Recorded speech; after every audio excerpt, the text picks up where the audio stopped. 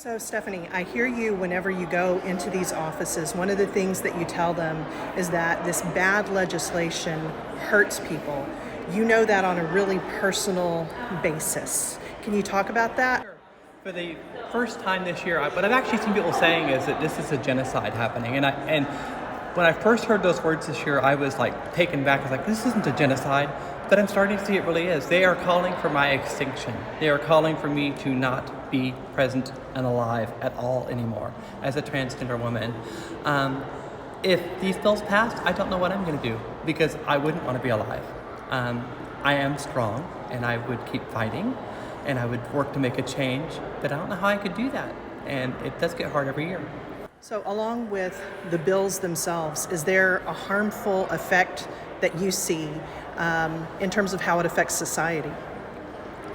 I think it sends the message that it's okay to discriminate. I think our young people are probably the most vulnerable because they see this hate and they see what's being spewed and it makes them scared. I know trans people who are afraid to come out as being trans or afraid to live their authentic life because they're like, I can't deal with that. So it's definitely hurtful, which I think is why it's important also that I referenced that there's been 100 good bills filed this year because I told them, you're giving us hope.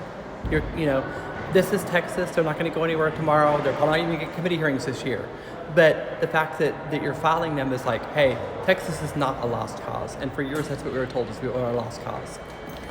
So for me, and I'm a cisgender white woman, walking into some of those Republican offices, I felt, just the vibe that they were giving like everyone has to be polite, but they weren't friendly, let's say. And it just felt really vulnerable. Every day, everybody's vulnerable, Joanna. You as a woman is vulnerable. And we just add layers to it. If a person's of color, you're adding a layer to it. As a trans person, I'm just adding another layer to it.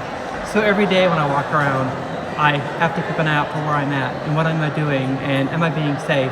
And like when I walk from here to my car and back like I've done 3 times today, I have messaged my husband each time and been like, honey, I'm walking to the car, I've made it to the car, I'm walking back because I'm alone and I wanted to know that I'm safe. Because I've made a target of myself being in Rote. I've let people see who I am and I've been out and proud. So I have to take those extra steps. But if I let myself hide, then they win. And I can't let them win. So I'm gonna keep shining my light, keep telling them I'm here, and I'm Texan, and I'm not going anywhere.